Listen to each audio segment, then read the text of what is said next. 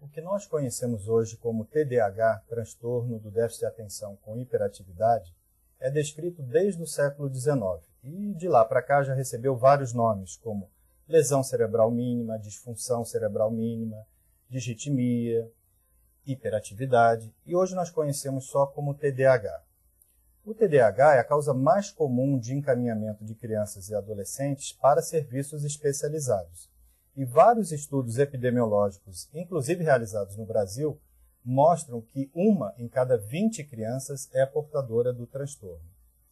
Esse transtorno ele se caracteriza basicamente por sintomas de desatenção, dificuldade de manter-se atento a uma tarefa, exceto em situações em que ela seja extremamente excitante ou empolgante, uma dificuldade de levar as coisas até o fim, e sintomas de hiperatividade e inquietude, de ficar sentado na cadeira sem se levantar, ou sem ficar se remexendo ou mexendo as mãos e os pés. E sintomas de impulsividade, que são de fazer coisas impensadamente ou interromper os outros com muita frequência. Ao contrário do que se acreditava anteriormente, os sintomas de TDAH, eles persistem na vida adulta em mais de 60% dos indivíduos.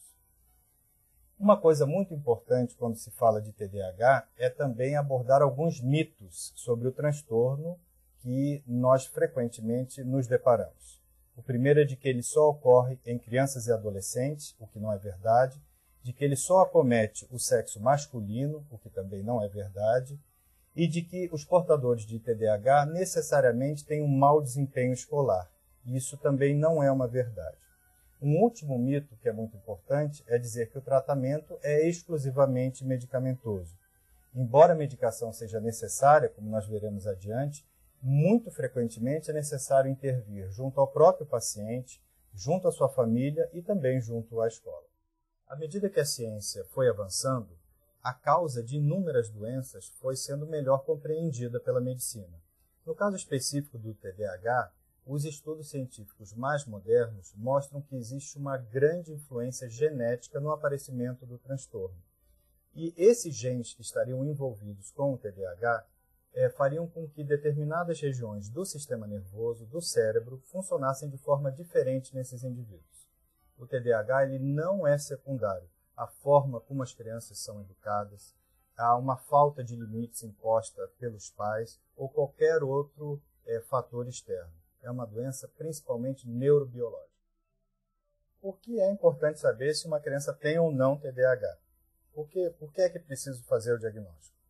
Porque há vários estudos demonstrando que os portadores de TDAH têm muito mais complicações nas suas vidas do que o resto da população.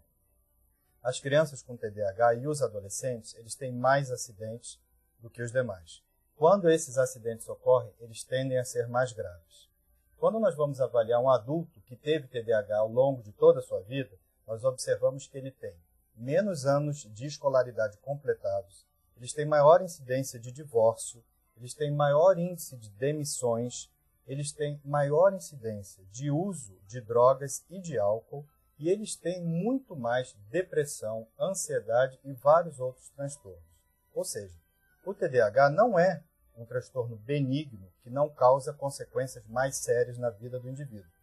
Ele atrapalha o desempenho acadêmico, ele atrapalha a vida escolar, mas ele tem vários outros impactos na vida familiar, social e profissional. Os sintomas do TDAH, os sintomas de desatenção, de hiperatividade ou de inquietude e impulsividade, eles podem ser observados em menor grau nas pessoas em geral. Só que no portador de TDAH eles são muito mais intensos e eles causam comprometimento na vida do indivíduo. É como a pressão arterial. Tem gente que tem pressão um pouco mais baixa, tem gente que tem pressão um pouquinho mais alta, mas existem algumas pessoas que ultrapassam o limite daquilo que nós consideramos normais.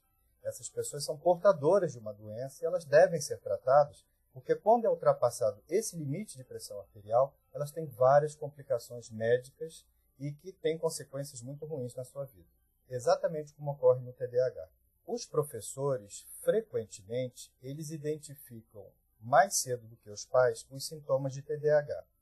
Inclusive porque eles têm uma grande experiência com um número muito grande de alunos. e eles sabem que aquele indivíduo está apresentando mais desatenção ou mais inquietude do que seria esperado para aquela faixa etária. Quando o professor suspeita da presença do TDAH, e que é um transtorno extremamente comum, uma em cada 20 crianças vai ter o transtorno, ela deve procurar os pais e deve sugerir um encaminhamento para um especialista que possa fazer esse diagnóstico. Quanto mais cedo é feito o diagnóstico e quanto mais cedo é instituído o tratamento adequado, melhor vai ser o prognóstico desse aluno.